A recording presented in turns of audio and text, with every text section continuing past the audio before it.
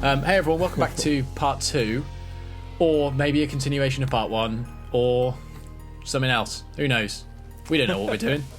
No one does. So let's talk about bass. Yeah, let's get stuck in on the bass. So there's two versions of the bass here. We've obviously got a clean one for this intro section. Let's go to that first. And I've actually, what did we do here? That looks like two. I mean, was one recorded as an amp?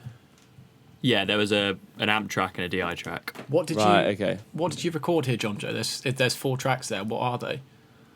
So there was a dirty track and a clean track, and then a DI of both. Nice. So okay. you should have a clean DI, and then Yeah. So with the kind of main, because I've got, so it's basically, I think I used the amp. For like just the sub stuff basically, and then the DI for sort of like the main tone. So the first thing I did was just compressing it. Sorry, interruption. And then using this thing. I don't know. Have you got this, Jonjo? No, I don't. But I've seen everyone raving about it. So it is really, really good. And I think I basically used exactly the same setting that's on the distorted track, but just turned that drive all the way off. Well, the dirty channel actually was done with a B3K, so we did have that for the dirty side of it. Yeah. Okay.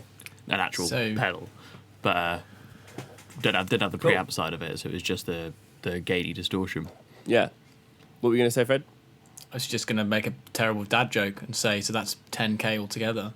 But it wasn't good. I'm glad I didn't make it, and then you made me make it. So here we are. Let's move on.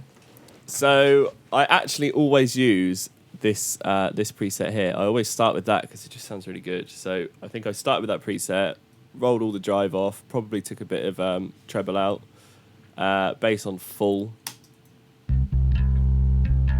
I mean, without that, it's obviously a DI. Taking out some 100 that I obviously thought was a problem. Using this R basing again, right down on 40, just to get a bit of extra sub in there. What am I doing here? Bit 2.5, compressing it again after all the sub and stuff that I've added, just to kind of keep it pinned there. What am I doing on this? Oh, a little bit more of 173, just taking out more of that kind of muddiness, just to kind of exaggerate the bass, the sub a bit more. And then doing that compressor thing that I was talking about. So with the kick drum, it's not doing anything. We've got on the wrong thing. You might have sidechained to something else. Was it to the bass? Anyway. Let's pretend that that's doing what I thought it was doing. It probably was. You might have just turned it off in this session, to be fair. It's not doing it on that either. Anyway, let's pretend that we're sidechaining the kick drum to the bass there. And then I think with the other sort of distorted bass, it's pretty much the same thing, but we've probably just got this drive. Yeah, so the drive's just a bit more and a bit more treble, and I think it's literally the same. So the sub track again, it's basically just the amp, I guess, doing all the subby stuff. Although there is a lot of sub in the bass DI as well, but it's kind of just adding to that in there. Sounds kind of horrible on its own. It sounds so rubbish on its own. I love it. So are you using the DI as the main bass tone, and then the actual amp sound is just the lower end the amps. Because I think there is still quite a lot of sub in that DI. Obviously, I've this. I'm still adding the R bass at like 40, which is like really low. But I obviously just thought that the bass amp as well was just doing something extra for the sub, so I just whacked it in underneath, and it's kind of worked together. Jonjo, can you remember if we took the DI off the back of my head, or did it come out of the B3K pedal? The DI was just straight, just bass DI. It sounds like a straight DI. If you'd say straight from the bass. Straight from the bass in. Oh wow, okay. Yeah.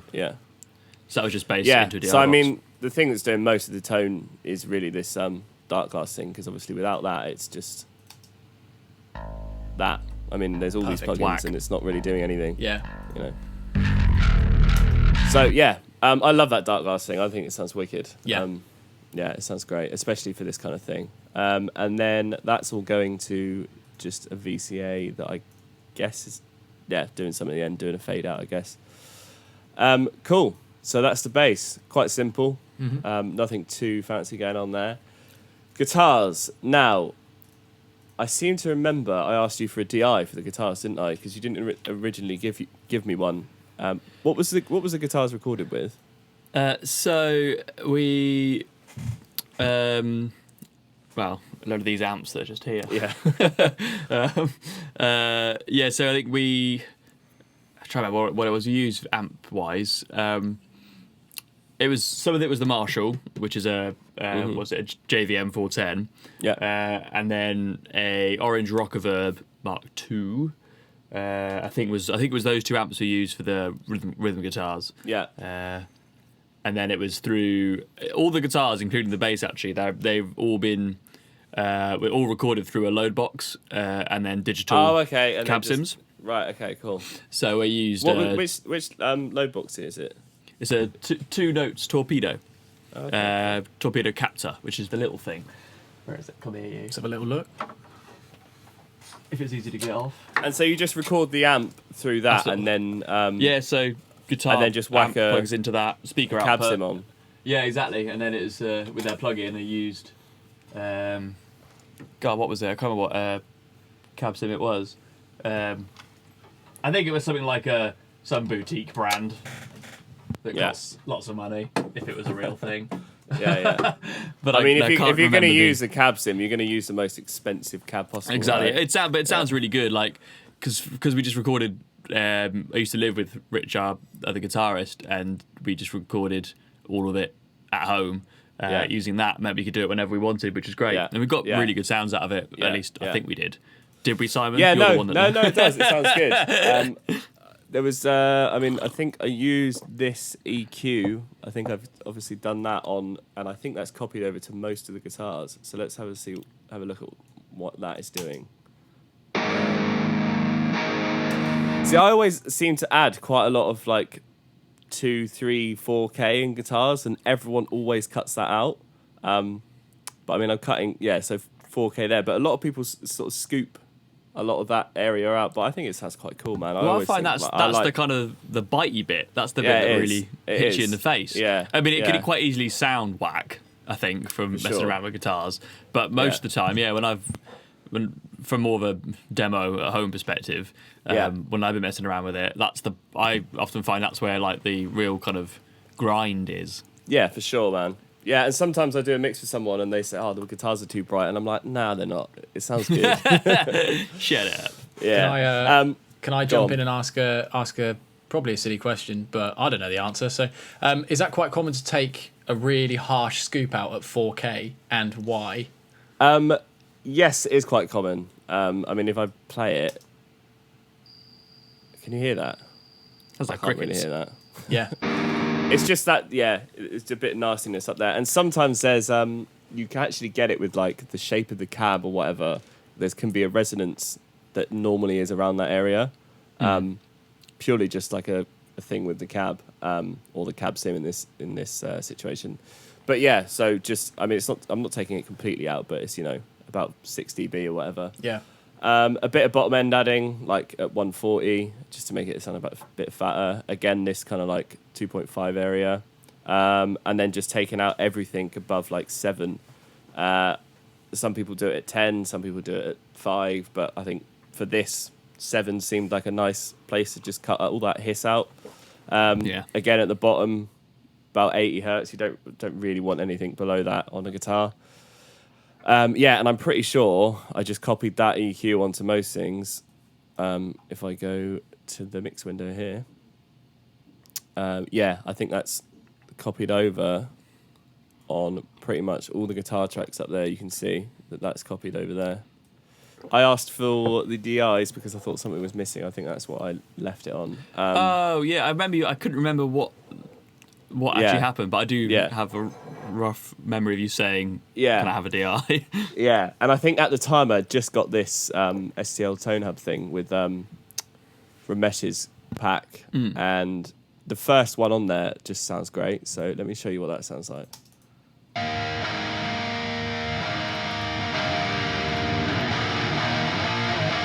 It's kind of more of that, again, like really bright kind of top end. It sounds quite metal, doesn't it? But I think in the context of the other one, it sounds quite cool. That's with all four of them. Then I just take the STL out. Quite a big difference. It's really, a lot brighter. Yeah. So that was that. I think that's the only thing that I put the STL through. I think everything else was just the original tracks. And then we've got the lead guitars, which again, this EQ on there again, sending to Valhalla Shimmer, which is one of my favourite plugins, especially for this sort of music. It just lends itself perfectly. I don't know. Have you got that, Jonjo? No, I've heard of it, but I You need to get yourself it, bro. Not It's used amazing. it, no. It's this. I don't know. Did you print any of it with reverb on? No, I don't think you did you? The lead guitars, I think, did. I don't think it was like anything crazy. It was. Let's have a listen. It was essentially it's kind of the reverbs I'd use live. Oh no, it is there. But do you know what? I think the reason I added stuff like shimmer and just some extra reverb was just to make it wider, because obviously when you've got a mono reverb, it's very central. Exactly. So. Yeah, it's kind of the reverb on the guitars was more of a tone thing than an effect. Was it pedals as well? Yeah. Yeah, cool. So it's that's kind of what my guitar sound is live. So I was like, well, Yeah. I'll put them on the recording so it still sounds like what I play with. Yeah. Quick little ask, Jonjo, what did you use as your reverb pedal for this recording? Do you remember? Yeah, it is my Source Audio Ventris, which is down here on my pedal board. So I'm not going to try and show you because it's heavy. Cool. But yeah, it's a really good reverb pedal. Yeah. I mean, so I mean, a lot of the basic kind of lead tone really was just this Valhalla Shimmer thing, and if I put that in, I mean, you can hear it there. Oh yeah.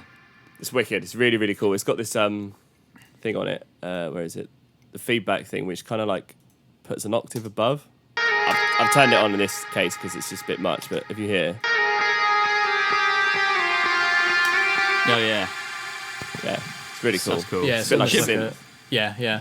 That sort of shimmery reverb can be is like it's almost like a trendy sound. Like Totally. It's in Totally. all reverb pedals now, and like Yeah. it can sound amazing. It can also sound terrible. Yeah, it can be very cheesy, so you've got to be careful with it. But yeah, I mean, I think all of the lead guitars are kind of doing, this EQ, going through the shimmer, and I think actually looking at this EQ, some of the the lead stuff I didn't have to bump up the 140 because you don't really want that in tremolos and stuff like that. So yeah, man. I mean, that's kind of like most of the tone really. It's just whatever you sent me with the pedal, and then that shimmer plug-in, and that's like. Yeah. I mean, I whole think in thing, terms really. of what we used for recording the lead guitar stuff, I think it was you used the black starts up here for a lot of that. Yeah. And the Marshall, I think. Yeah. So I think those are the two amps for the lead guitars, if I remember correctly. And then just pedals. For the sort of spaciness. Sounds wicked. And then obviously we've got all this clean stuff. I won't go too much into it because I think it is just, again, this EQ. It might not have the bump on the bottom, but it's kind of all the same. It says clean-ish. What did I do on here? Okay, I did something here. I tried to anyway. There was an intention here, but obviously the compressor's not even doing anything. But we're boosting a bit of 10K, a bit of 5K, just to give a bit of extra.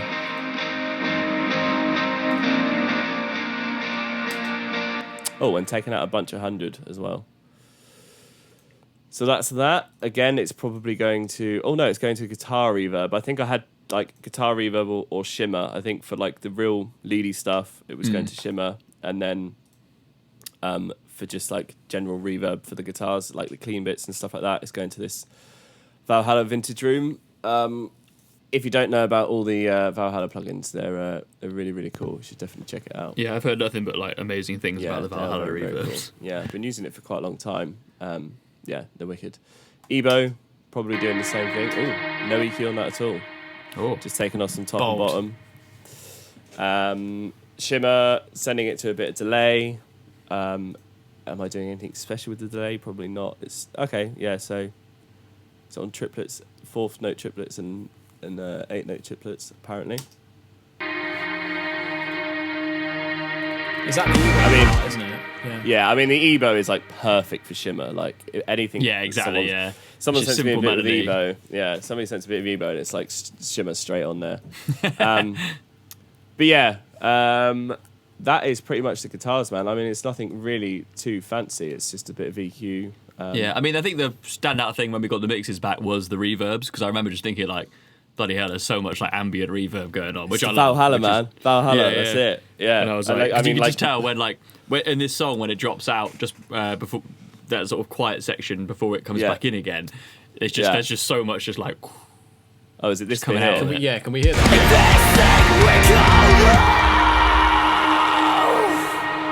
So many tails just going. Yeah. I mean, I think I did a massive You can hear boost it on continuing now. Yeah. yeah, you can hear it even now. Yeah. Yeah.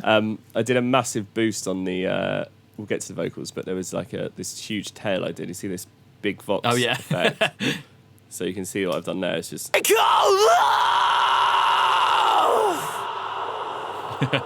Just some reverb and delay and stuff, which kind of sounds cool. Yeah. But yeah, I think that's pretty much the guitars. I did also do that thing, which I tried to do on bass but failed, with the compressor, which I was talking about earlier. It just ducks into the. Did I already show that? Just ducks into the. Yeah, is that side chain from the snare? Yeah.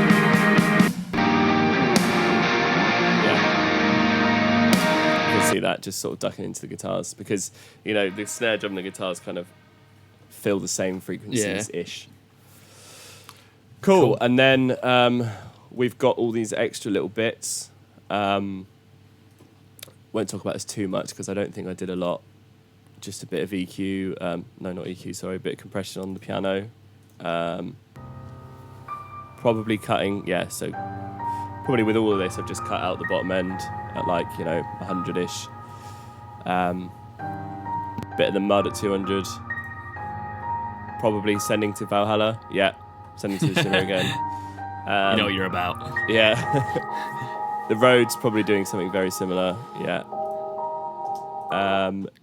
Yeah, I mean, I'm not going to go too much into this because, I mean, the strings hasn't got anything on it. It's just going to the guitar reverb. Obviously cutting out the bottom. Yeah, I mean they were just all sort of mainly filling out space more than anything else. Yeah, for sure, really, man. yeah. I mean, I don't want to concentrate on that too much because all that kind of stuff is very much just texture, background, exactly sort of that. stuff, isn't it? And it's not particularly loud in the mix, but it does the job.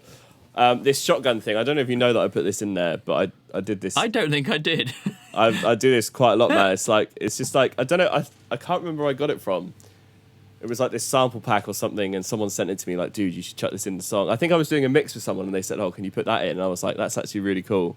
I'm stealing listened that. to it. Yeah, so it's just like I a... had no idea that was in that. Yeah, so I think Wow. that's in most of the songs that I did. It's just, I mean, let's go to this bit where you can hear it come in. It's like a little explosion in there. I mean, let me turn it right up to make it really obvious. You hear that, right? Yeah. So it's just subtly tucked in there. It just kind of helps the impact of different sections. And there's quite a lot of low end on it as well. So it's almost like putting a sub drop in, but not quite. But way cooler because it's a shotgun. Yeah, exactly, man. Vocals. Let's see what I did. Yeah. Before you go to the vocals, actually, quickly, did you? Because I find that I just always write lots of guitar parts. There's always just lots of guitars going on. Is there did you approach it at all differently to like a more standard rock 5-piece sound, or was it just still just like place that there, it's all good? Because obviously there's like three lead guitar layers at some point. Yeah, I mean, did I approach it differently? I don't know, because in my own band we tend to do a lot of stacked guitars and stuff, so it's not completely out of my comfort zone. And actually, to be fair, looking at it, it's not a crazy amount. Like, It's not especially ridiculous, no. if I didn't have that SCL as well, it's you've only got a rhythm guitar left and right. It's not it's not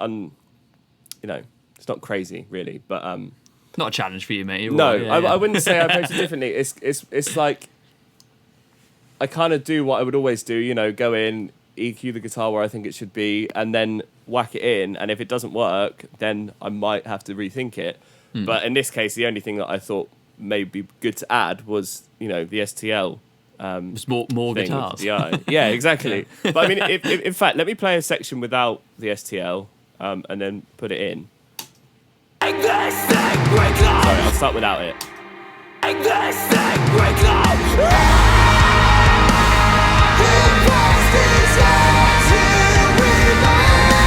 I'll put it in.